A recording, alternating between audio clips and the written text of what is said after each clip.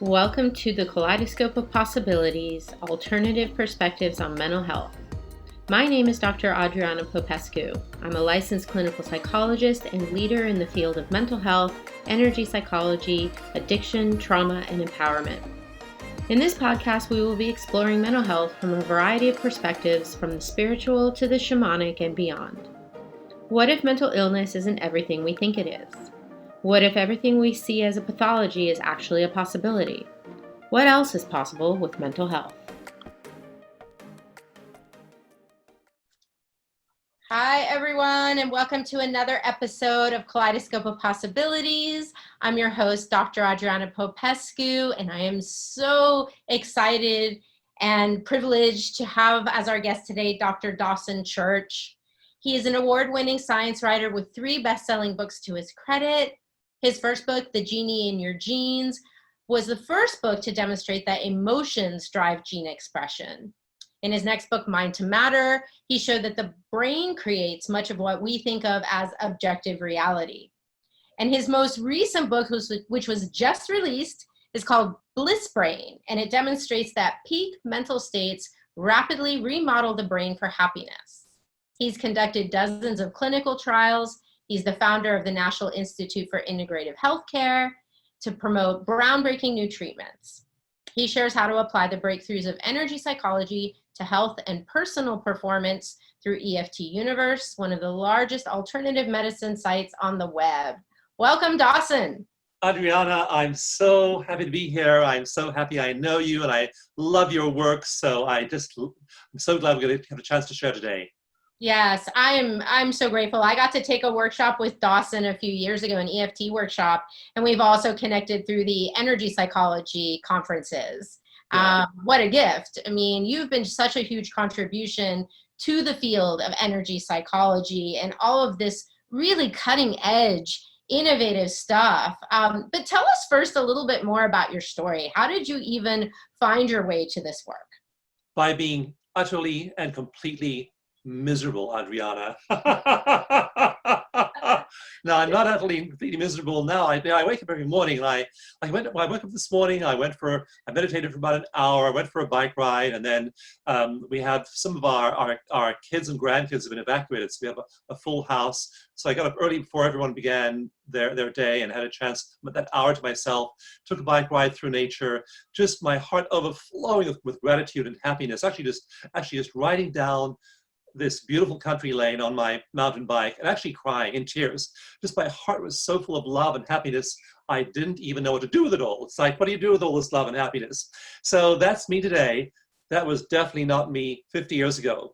50 years ago, I tell the story in Bliss Brain, and my books aren't very autobiographical. I don't have that interesting a life story. What I do, I think, is really exciting, but who I am is, not that exciting. I'm just a pretty ordinary person. But I do tell a bit about my life in Bliss Brain.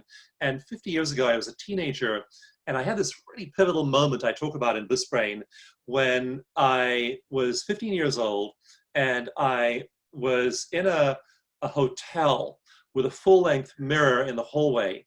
And back then, there weren't a lot of full-length mirrors around, and I wasn't in hotels very much. And so I remember walking down the hallway and stopping and staring at myself in this full-length mirror. And I had this blue bell-bottom trousers and this kind of orange hippie shirt, and my hair was halfway down my chest. I had this leather bag of books, because I always had books slung over my arm. And I stared into my own face, and these words flashed into my head. That is the saddest face I've ever seen. I was just so wretchedly miserable. I was depressed, I was anxious, I had the symptoms of PTSD, I had nightmares, I had flashbacks, I had intrusive thoughts, I was hypervigilant, you name it. I was just a wreck. And I realized I had to fix myself, so I joined a spiritual community, went and lived on an intentional community farm for a while and stayed in touch with that community and other communities. Like one place I lived was near Swami Muktananda's ashram in upstate New York. And so I was there for a while and try to get some kind of a handle on even becoming, I didn't dream of being happy. I dreamed of being slightly less unhappy. And so I had this long journey of learning the great spiritual traditions of the world, the perennial philosophy, learning a little bit about psychology, taking classes at the local university in psychology, using these twin approaches of psychology and spirituality. And I got a little bit less unhappy over the years. Then when I was 45 years old, I really made a commitment to daily meditation. And within a year, everything had changed. All of my old stories began to crumble. I'd become noticeably happier. My love life, my financial life, my career, all kinds of things shifted. I discovered tapping the next year, and it's just revolutionized my sense of well-being. And then I found myself getting so happy. I wanted to share and look into the research, like, how on earth do you get to be this happy? What's going on here? And that's when I wrote Bliss Brain. So that's kind of a quick 65 years worth of history. Yeah. and so many of us, right? We're drawn to this work from our own personal struggles and challenges, right? That's how we're seekers, we're searching. And then when we discover something that works, we want to share that with everyone. It's why I'm doing this podcast, right? But I think the thing that impresses me the most about not only your personal story, but the work that you've done with your research and your books is to show people that everything is plastic, it's malleable, and it can change. Like, we can change our very physiology and anatomy, how our brain works, how our genes functions. Can you tell us more about that? It is amazing. In my book, Mind to Matter, I talk about how our thoughts are literally creating our reality inside of our bodies and outside of our bodies. And studies are showing this. I mean, the research being published now about this is absolutely extraordinary. Like, one study published about 2 months ago on Alzheimer's disease looked at people's negative thinking and positive thinking. What they weren't looking for, whether they were positive or negative thinkers to begin with in the study, they were looking at the accumulation of beta amyloid plaques in the brain. And in Mind to Matter, I had this really good illustration of a cross-section through brain tissue showing beta amyloid plaques, which build up in the brains of Alzheimer's patients.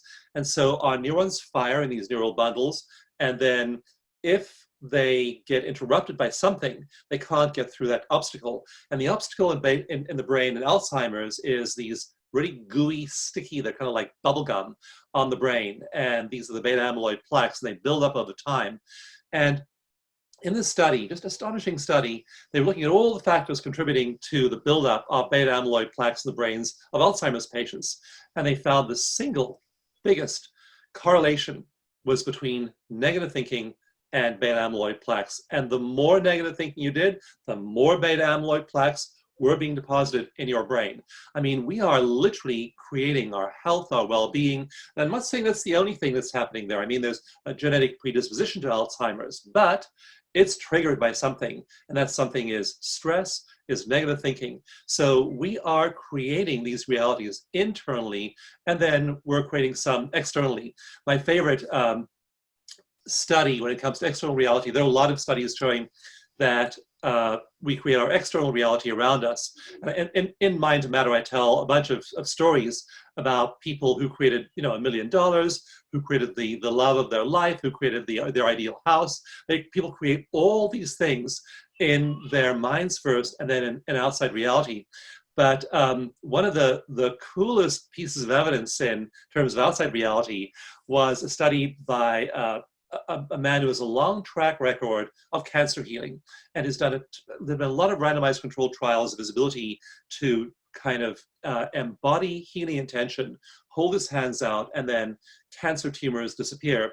And usually the studies are around mice. He does some work in what he calls two-leggeds or uprights, but he likes the four-leggeds, and he says they're a lot less trouble. So he does most of his studies of him and mice. And typically the mice have this induced uterine cancer, and the cancer grows very rapidly, and it starts to crush their internal organs, and the mice die within 21 days. No mouse ever survives more than 21 days once that process starts of uterine cancer growth. And so in this study, they had 2 cages of mice in 2 different rooms in 2 different buildings at a university. And one room was, we'll just call for the sake of remembering it. One was the purple room, one was the yellow room, and there was a cage of mice in both places. And at random intervals, he was told to send healing energy to the cage of mice in the yellow room and not in the purple room, the yellow room only. In fact, he didn't even know there was a cage of mice in the purple room. So he was sending it to the mice in the yellow room only. Underneath each cage of mice, there was a device that measured the electromagnetic field in the room. And again, this is part of the Earth's geomagnetic field. These electromagnetic fields are one of the 4 fundamental forces of physics. They're supposed to be stable. They're supposed to be unchangeable by human intention and consciousness. And so at random intervals, a pager went off. And whenever this happened randomly, he then sent healing attention, healing energy to the mice in the yellow room only. And of course, those mice got better. But at that moment, the magnetometer suspended below the cage in the yellow room deviated from its state, whereas the magnetometer in the purple room did not. Only at those random intervals, only in the yellow room did that measuring device change, and it changed about 20%. I mean, think about that. We can change electromagnetic fields. We can change the strong nuclear force. Other strong nuclear force is what holds atoms together. We can change that nuclear force in other experiments. So we are amazing creators. And what I say is, start creating intentionally. Start creating your positive thoughts. When I have a negative thought, like I had some kind of problem last week, some deadline we missed in our training program, and this deadline I was really emotionally affected by the amount of work we put into this. We missed the deadline, and so I had negative emotion. Do I want that high cortisol in my body and that adrenaline flowing through my brain? No, I do not. So I just tapped, I meditated, I did energy exercises, and I released it. I actually walked around the house screaming and yelling and tapping and just acting like a crazy man, letting go of all the energy, and it was gone in 10 minutes, and I felt great again. So you want to just nail your negative thinking. Don't hold on to that negative thought for a moment longer than necessary. It's hurting your body, hurting your mind, hurting your health, and propagating itself around you as well. So those are just a few of the ways in which we create our internal and external realities by thought alone. Yeah, and I think most people don't even realize, the average person doesn't even realize that, and doesn't realize, first off, they're not even aware of what they're thinking. They're mostly unconscious. They just know they're upset. They are acting out in some kind of way. I work with addictions, and we see a lot of that happening there. People just can't even deal with all the negative thoughts and feelings, and so they're trying to numb themselves. But what's really interesting in Bliss Brain is you talk about how we can naturally induce those feel-good chemicals ourselves. So let's just start with, what is Bliss Brain? It's a tongue twister, but besides that, what is Bliss Brain? Bliss Brain is this really happy state that people get into. And I was first exposed to this in this spiritual community when I was 15 years old. So, again, this is going back 50 years. And like, you look at the images of Saint Teresa of Avila when she's at prayer, and these ancient saints, St. Francis of Assisi, St. Catherine of Siena, Hafiz, Rumi, Ramakrishna, and these elevated spiritual beings, and you realize when they write, read the writing of Hafiz or Rumi, these people weren't just happy. They were in absolute bliss. And then you look at images, like in Bliss Brain, I have an image of St. Francis, and he's just literally passed out. He looks so stoned in that image. It's like he's just on a drug-induced high of some kind. And same thing with Ramakrishna would be walking down the street, and he would freeze. He'd go into samadhi. He'd leave his body for maybe sometimes for days on end. His disciples would pick him up like a log and carry him back to his ashram and set him down. And then he'd wake up and explain that he'd been in this blissful state. This isn't just happiness. This is like, now I could not relate to this when I was 15 years old. This seemed like just, unrelatable. And then when finally neuroscience developed these high-resolution MRIs. Now our MRIs, like your laptop screen or like your cell phone, these have been becoming higher and higher resolution. So now we have the equivalent of, these micropixel displays in MRIs and EEGs. They're getting so much better. And so with these high resolution MRIs, we can look at people's brains and we can measure them down to the action of a few neurons in size. It's just amazing what we can do now. So now that we have all this imaging equipment, bright, smart neuroscientists have said, let's put Tibetan monks who've spent 40,000 hours meditating in an MRI and take a look at their brains. And let's grab some Franciscan monks, Franciscan nuns who've spent 25 years in daily prayer, contemplation, and having these blissful experiences, unio mystica, mystical union with the divine. They're St. Francis's and St. Teresa's of today. Stick them in an MRI and look at their brains. And Adriana, their brains look nothing like the brain of the average person. The way their brains function is completely different. The happiness centers of their brains aren't just a little bit more active. They're like lit up like a Christmas tree. And the unkindness and the survival centers and the centers that are self-absorbed, self-centered, and that are focused on anxiety and depression are just shut down. So that's Bliss Brain. And we now have a really good neurological profile of what people look like in Bliss Brain. Now we'll talk about the neurotransmitters and hormones in a moment, but just to answer that exact question, it is a state of bliss that is so far beyond the average person's comprehension of happiness. Just one metric from Bliss Brain. In one study, they compared the brains of these advanced Tibetan yogis, and they found that they measured a wave called gamma, which is the wave of integration, insight, creativity, and bliss, joy. And they have 25 times the gamma when they go into meditation that the average person has. So they aren't just a little bit happier, they're 25 times as happy. And that's Bliss Brain. You feel absolutely fantastic. All right.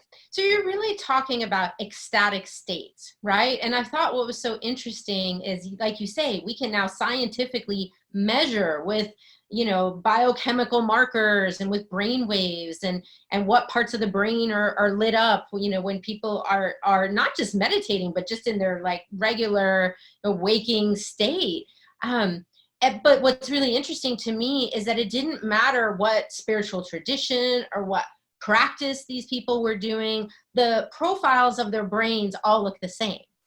Yeah, whether they were Taoists or whether they were Hindus or whether they were Christians or whether they were Pentecostals or whether they were Catholics, when they are in this ecstatic state, they have what's called the awakened mind signature on the EEG, and that it's a very particular brainwave pattern. And so they have a lot of alpha waves. And alpha is what we've been trying to train people for the last 50, 60 years in neurofeedback. You try and train people to make lots of alpha.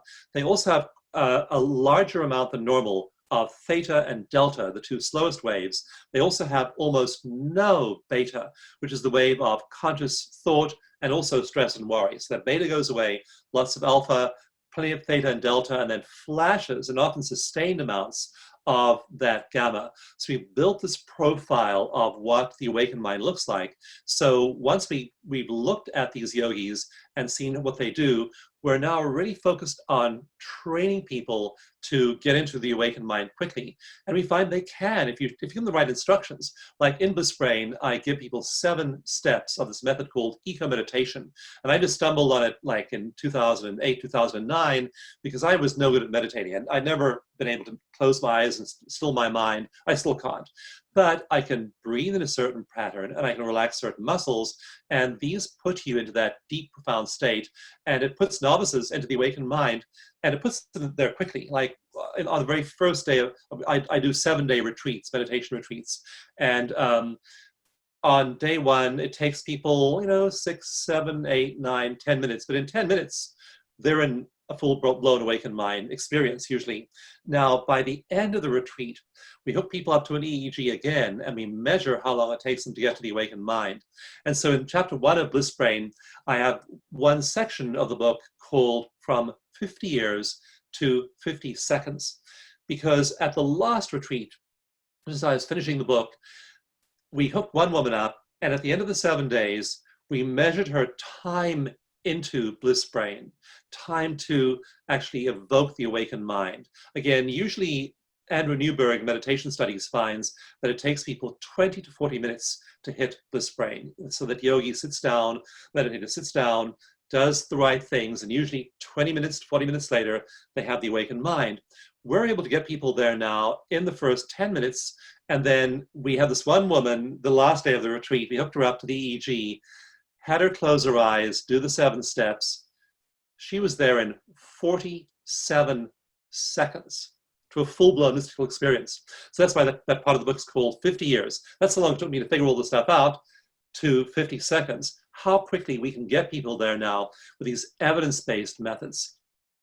Yeah, it's really amazing. I mean, I've been playing with the eco meditation myself. The really cool thing about your book is that people can click on a link. I have the electronic version, but in the book they could just type it in. They can go to a link and get these bonus extras, and there's audios of you guiding people through the eco meditation. And I've done meditation in the past, and like many people, like even you said, it's difficult to keep your, you can't quiet your mind very readily. You get distracted with other thoughts. A lot of people try meditation and give up on it for that reason, because they think I'm not doing it right. But I love how you kind of guide our attention to breathing in 6 seconds, breathing out, right? And then doing some heart math type things where you're kind of breathing through your heart and you're beaming out compassion and love towards someone or something, a place, whatever that you love. And that, that even the way you're breathing and the way you're focusing your energy, it's like taking the best of all the different meditation practices and putting them together so that people are able to achieve these. If not, like I didn't have an ecstatic spiritual aha experience, but I got very relaxed and I felt very peaceful and my heart felt open. Yes. And so that's where you go initially. And eco meditation is designed to be a starter technology like that. But when you take it past that point is you start to do all kinds of things with it when you are stabilized in that kind of a space. So I talk in the book about getting stable in that positive state stability, it's called as a jargon that we use in various studies. And so then you're stable in that state, then you start to go places. Like, for example, I wanted to go after I was in that state stability. Today I wanted to go into a really enhanced experience. So my intention was I want to double and triple and quadruple the strength of my gratitude and compassion. And that's when I began to cry, because I was just in this absolutely blissful state. So once you get to the initial experience, you then can do a whole bunch of other things. You can ask the universe for guidance. In Mind to Matter, I talk in chapter 1 and at the final chapter, chapter 7, about just tuning into non-local mind. And when you do that, when you let go of your fixation with your local problems, with I, me, mine, my life, my problems, my worries, my past, my present, my future, you just let all that go. The brains of these nuns and these monks show that the self-absorbed part of the brain, the referencing part of the brain. It's a part of the brain called the mid-prefrontal cortex, right over here. And it builds our sense of self. And that sense of self is a suffering self. It's a sense of self that is usually very focused on the past and the stuff that I didn't get, didn't like, didn't work for me back then, and the future, and what bad things might happen in my future. That's essentially what self-referencing is. And when you look at MRIs of these nuns and these monks, that part of the brain, the mid-prefrontal cortex, turns off, shuts down. But in a study that's being published soon, and I give a little preview of it in Bliss Brain, people doing 22 minutes of eco meditation for 28 days. These are novices, don't meditate usually, don't have an experience of meditation. They just listen to the track at blissbrain.com. They just listen to that 22-minute track for 28 days. And when we got their MRI results back from the lab, pre and post MRIs, those MRIs looked like the brains of those nuns and monks.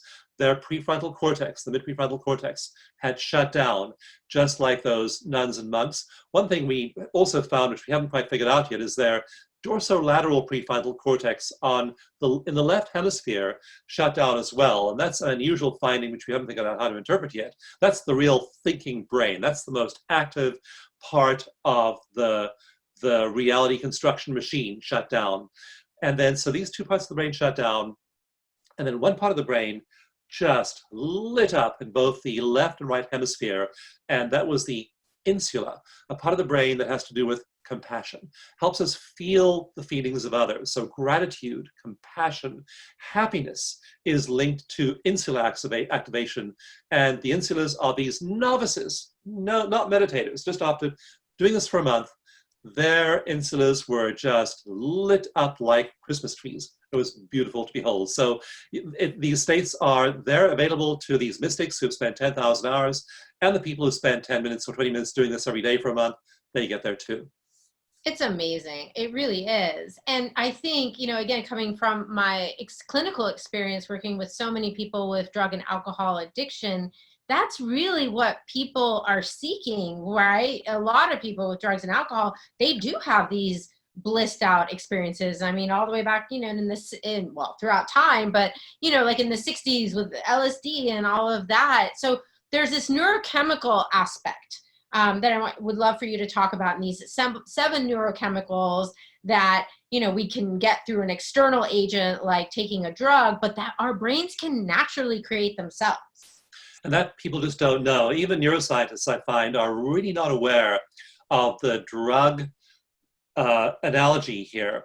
And the biggest example I talk about in chapter 5 of Bliss Brain is a drug called anandamide.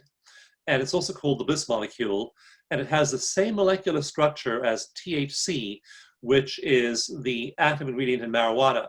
And it docks with certain receptor sites in our brain called cannabinoid receptors. And there are cannabinoid 1 and 2 receptors, different parts of the body, different parts of the brain. But we have what's called the endocannabinoid system in our bodies. And it's a receptor for these pleasure neurochemicals, anandamide. Anandamide is the primary one. And again, it is basically your body's own natural THC. So when people have a lot of anandamide in their brains, they feel ecstatic. They are essentially getting the same effect as a large dose of marijuana. But of course, no side effects. It's not an external chemical produced entirely by your own brains. They're also getting a strong surge of oxytocin. When you feel that love for the universe, love for everyone, love for nature, you're having a lot of oxytocin in your body. So this is the bonding hormone, the hormone that makes you feel close to other people, produced in huge amounts during lactation, it's the trigger for contractions in childbirth. People who have sex, people who are newly in love have high levels of oxytocin. But, my wife and I have been married for a long time, and I just call her an oxytocin machine. She just walks around the world and smiles at people and hugs people if she possibly can. And she's just like a creator of love and goodwill. And she can just watch people's oxytocin just going through the roof when they're with Christine. So these people who are in this meditative state are making lots of anandamide, lots of oxytocin, lots of serotonin. And so we've had a lot of reports now, people doing meditation saying, I'm having mild hallucinations. What's it all about? I'm seeing angels, I'm seeing spirit guides, I'm hearing heavenly music, I'm drifting in the clouds. And what that is psilocybin / serotonin. And serotonin has the same chemical makeup as psilocybin, magic mushrooms. Docks with the same receptors as magic mushrooms. And then cocaine and heroin.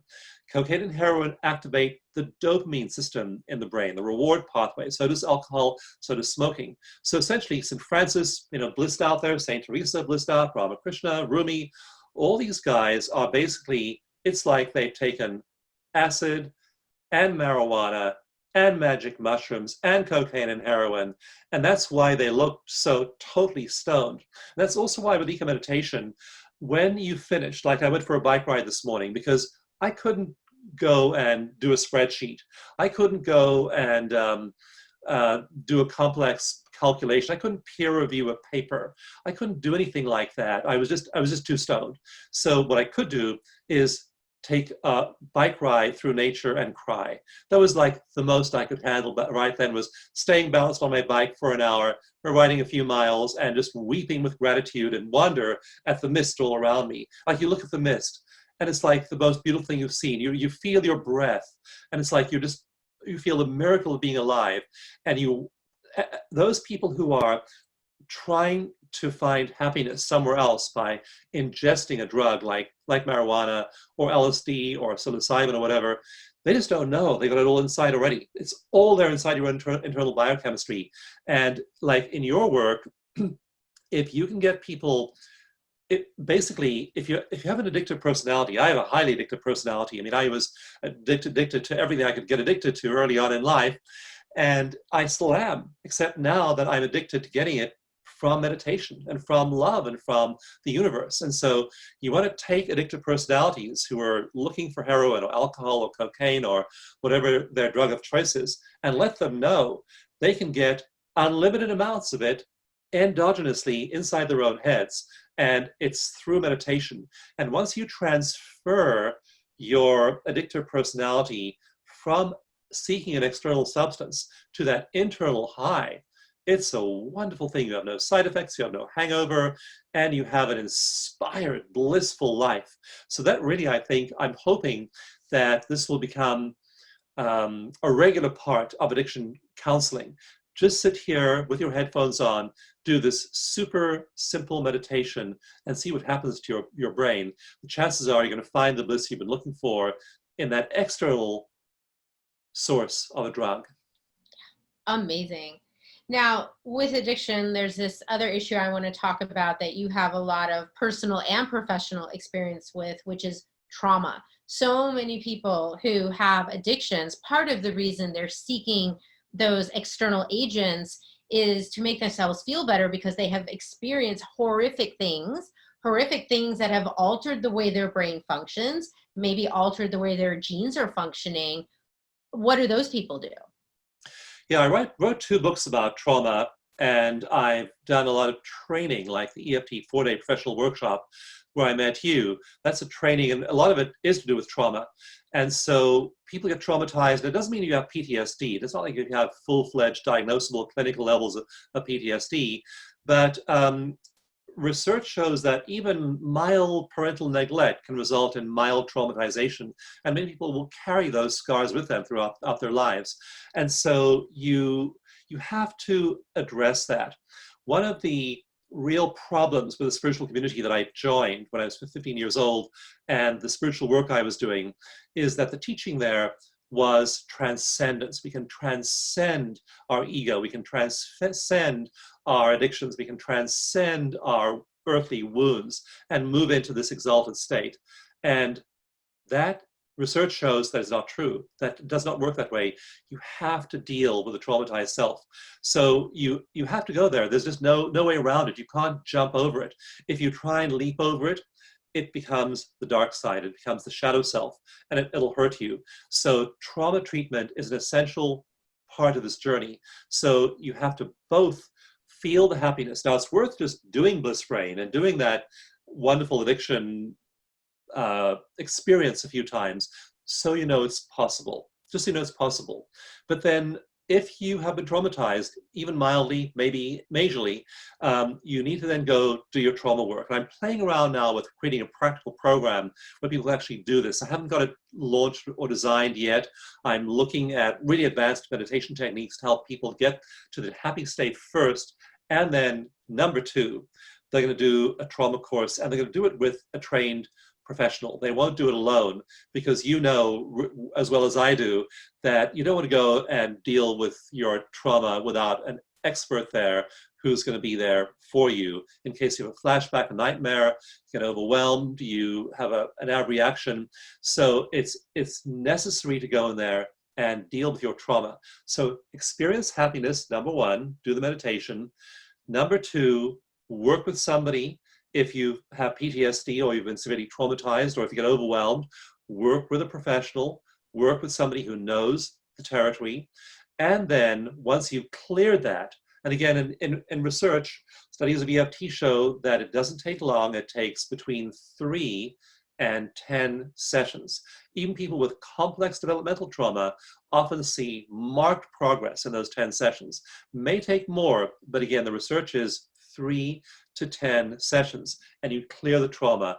At that point, you circle back to the happiness, and then free of the potential downside of the shadow, you then move into an infinitely happier life where you're having all these gamma waves in your brain, you're shutting down the selfing parts of your brain, and you really are then unlocking your full potential.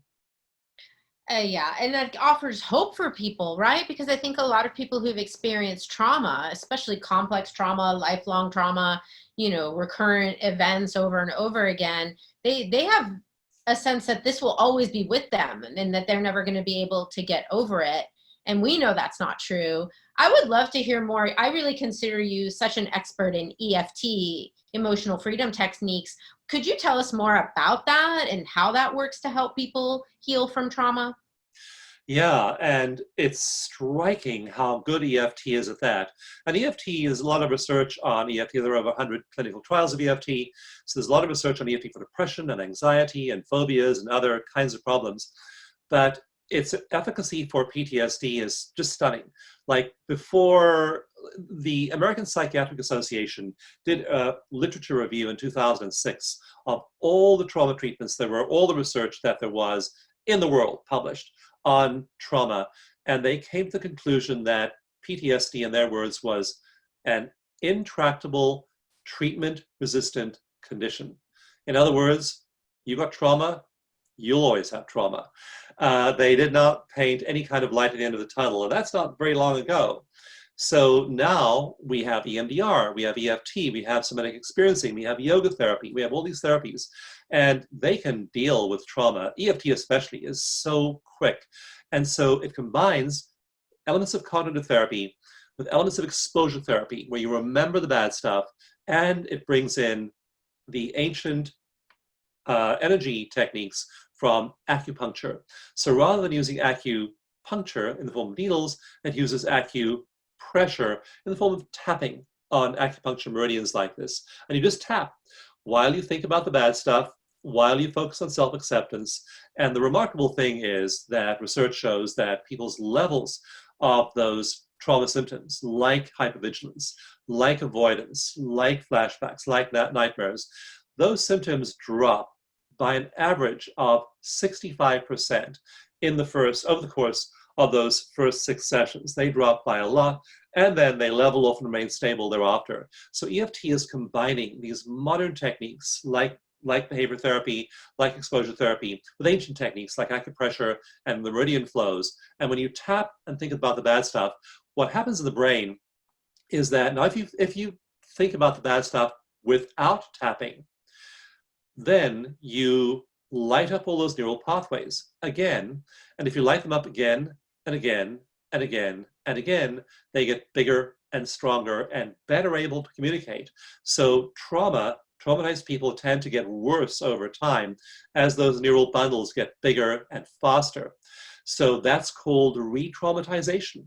And if you're remembering the bad stuff without a way of letting go, without any kind of catharsis, then you have re-traumatization. But if you will let go, if you can let go, then you light up those neural bundles and then what's called counter-condition them using a proven technique like tapping. So the emotional brain that handles fear and anger and resentment and rage and all these other emotions, that part of the brain is really lit up when you think of a troubling past event or a troubling present problem in your life. When you then tap, MRI studies show that that part of the brain just quietens down. So you still remember the car crash, you still remember the childhood bullying, whatever it might be, but you remember it without any emotional stress. You no longer are getting emotional about it in the present moment. And that essentially is the effect that EFT has. When you combine remembering an event with tapping, it removes the emotional component from the memory. And remarkably quickly. I mean, we use tapping at the rehab where I work all the time. And within minutes, just a few rounds of tapping, people's nervous systems calm down. The logical part of their brain comes back online, right? And they can think straight, and they can use other tools, and they can use reason and logic and things like that. But when they're in that fight, flight, freeze response, they don't even have access to that part of their brain. No. In fact, when that part of the brain is active, it actually recruits the prefrontal cortex. So you now have not only do you have negative feeling, you have negative thinking as well. And it's a very hard loop to break. So you've got to remove the negative feeling, and then you have a chance of thinking effectively.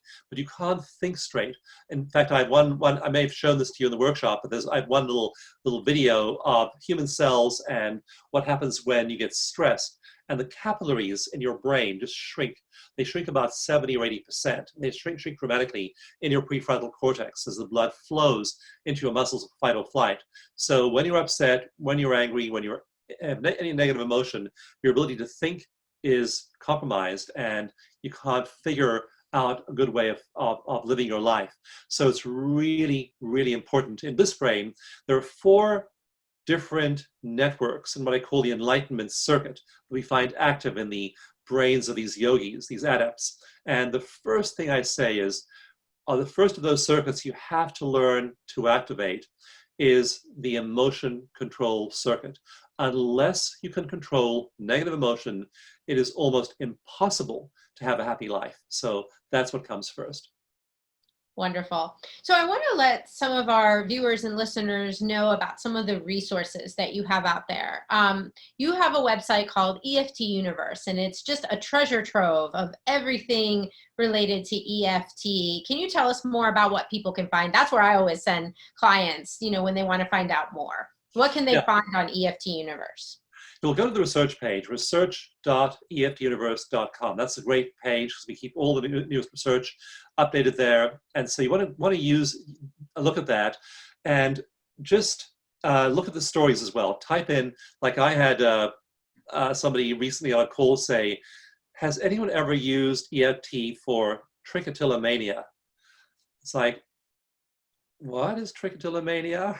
I looked it up on EFT Universe, and bingo, there are like a bunch of stories there about people have used it for trichotillomania, and people used it for all these obscure conditions. So they've used it, of course, for diabetes and gout and ADHD and autism and all these other things as well. And it's wonderful to read, like the story of a mom whose 6-year-old was autistic and had him tested, and then she moved to a different city and looked around for autism resources there after using EFT, and brought him into a clinic and got him tested again. And the staff of the clinic said, why are you wasting our time here? This kid isn't autistic. I mean, just these amazing stories from people. So that's the EFT Universe. And then if you want to get into EFT Universe in a particular way, go to the website that is my name, DawsonGift.com, because I just put a new meditation on top of that page. And DawsonGift.com gives you access to an immunity meditation, because one study showed that people who'd used tapping, this was at a retreat, it was a week-long retreat where people were tapping, meditating in the morning, but tapping all day long, tapping away their traumas. And we measured their levels of cortisol at the beginning of the retreat, and at the end, the cortisol dropped precipitously over the week of the retreat, and their immunoglobulin antibodies. And the antibodies are super important. They are in all your mucous membranes. They protect you against viruses, including the coronavirus. There are 2 kinds of coronavirus that cause the flu. There's the novel coronavirus. You need lots of antibodies to protect you against all kinds of pathogens, toxins, bacteria, viruses. You want to just generally raise your immune level. And they found in the study that people's levels of immunity, of immune antibodies, rose by 113% in a week. So you seriously want to apply this to your life. And at the very top of DawsonGift.com is that immune meditation. So that's the most relevant thing to do in these times when we're all very concerned about raising our immune level. Wonderful. Yeah, I highly recommend people check it out. We're going to add the links to the show notes. You can get a free manual that you can download to learn how to do EFT. You can use EFT not just for trauma and negative emotions. People use it for performance enhancement. Athletes are using it. I actually worked with a couple of Olympic athletes, which was super cool. There's just a million applications of EFT. If you combine EFT with these eco meditation techniques, I mean, there are infinite possibilities available, aren't there? There are. And that's the beautiful thing, is that when you do these things for a while, initially you're drawn to them like I was, because you're miserable. You're miserable, you're looking for a way out. And what we teach people in our professional training is that that is actually your teacher. Your addiction, your misery, your divorce, your disease actually is getting you to do something and take action. And so you do that initially out of desperation, like I did, to be less miserable. But then you tap and you meditate, you let go of your trauma, you start to get happy. And what begins to happen then, Adriana, is really interesting. You start to discover your potential. Like, I never thought I was ever going to be a writer or a scientist or a researcher or a communicator. I had a whole different career in book publishing for most of my life before then. I was just not in this field at all. And so you find potential. You find you can do things. I never thought I'd write best-selling books that would reach 1 million people. But, life, what happens is when you start to blend with non-local reality, and when you start to hang out in the universe every morning like this, the universe starts to hang out with you. And it then gives you downloads of information. Some days I'll close my eyes, I'll tune into the universe, and I'll just find myself in this blissful state. And I'll then say, like at the beginning of the pandemic, I just, after being in that bliss state, I just grabbed a recorder and just recorded the thoughts going through my mind after uniting with the universe. And I recorded this post called The Pandemic of Compassion, because I went onto my search engine after that and looked at how many people were doing good things for each other. And it turns out that there is an absolutely huge global pandemic of people doing wonderful, caring things for each other. In Iran, the country of Iran, all of the houses of worship, the mosques, were shut down when COVID hit there. It hit Iran really hard. And so all these empty buildings were there. And so Iranian women began using these empty buildings that weren't being used, and they began to come together into little clubs, and they began to sew face masks for people, because there were no face masks in Iran. And so they just got together and began to do this and hand these out to their neighbors. In Canada, people would check on their elderly neighbors, make sure they had masks, make sure they were safe, make sure they had groceries. One couple in Texas was at a diner having a meal, and they got up and left, and they just filled out, signed their credit card and signed for their food, and they left a tip, a very generous tip, on the bill. They left a tip for $54,000. Wow. And they wrote underneath it, "We hope this gets you through the tough times." And so in my blog post, The Pandemic of Compassion, and actually you can see it at pandemicofcompassion.com, there are all these examples of kindness and consideration and love and compassion. And that's the real story that is not being told here, is that people are kind and caring and giving and helpful and supportive in ways they never were before. So that is the story. When you tune into the universe, you are tuned into a whole different narrative from the people who are stuck in the misery around you. And then it just becomes a matter of sharing from the heart where you are, and the possibility of extreme happiness, extreme joy, extreme love. And it's all just waiting for you there. It's ready for a download. All you have to do is sit there, close your eyes, and receive it. What an amazing conversation. Oh, I'm so grateful that you came on to talk with us today. It really has been inspiring. Everybody who's listening, watching, please go check out Dawson's stuff, his websites, anything else you want them to know, anywhere else you'd like them to go. I think that's the main thing. One other place you can go if you want to get a quickie tapping session is we have a new platform called Tapping Place, and it's just tappingplace.com. And we have practitioners there who go on and They are there for you. So if you want to do a quick video session with a live certified practitioner who's trained in trauma, who's trained in EFT, certified in EFT, go on tappingplace.com. You can get a quickie session immediately there, and it's great. We have had people go there with having panic attacks. We've had people go on there who are in pain, and it doesn't take long. The shortest session you can do there is 10 minutes. The longest session on tappingplace.com is 30 minutes. And you think, what can you do in 30 minutes? You can do a lot in 10 minutes, and people in these 10-minute sessions are seeing their pain levels drop sometimes by over a half. Their panic attack just goes away in 10 minutes. So all of that instant help is available. And that's the one thing I would emphasize too. If you need help, tap by yourself, download the manual at dawsongift.com, and then go to tappingplace.com, create an account. You get a free session with a practitioner to start with. Use your free session. Make sure you have that bookmarked, tappingplace.com. You can just go there whenever you need help and then work with somebody there. Now, that's not a substitute for mental health care. If you need a mental health professional, again, you need a trained person. And so be wise. Simple things you're dealing with, tap yourself. If you need a trained person, go to Tapping Place. If you're dealing with a serious problem like addictions, like obesity, like cancer, go and get somebody, work with somebody on a sustained basis who can really be there for you. And you may need a lot more than the kind of superficial techniques that we're talking about here. So there's a spectrum over here. Make sure you have every part of the spectrum, from great mental health care, like tomorrow. Tomorrow, I have a session with my non-tapping psychotherapist. Now, Dawson, why on earth are you going to see a non-tapping psychotherapist, Because part of the package, I want the best medical care, I want the best mental health care, I want the best tapping, I want the best energy medicine, I want the best everything. And so you need to have a whole spectrum of things there for yourself, and to love yourself enough to give yourself the full range of help in living the best possible life. Thanks again, Dawson, for your time. You are truly a gift. And thank you all for tuning in today. If you like this podcast, please do share with others who may also find this inspiring, and click like and comment, all that good stuff. Thank you again, Dawson, for being here. I'm Adriana signing off. Bye-bye.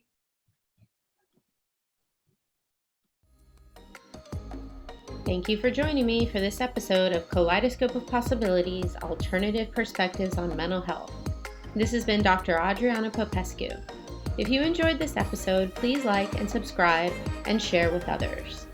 To find out more about me, my guests, and more, please visit my website at adrianapopescu.org. See you next time.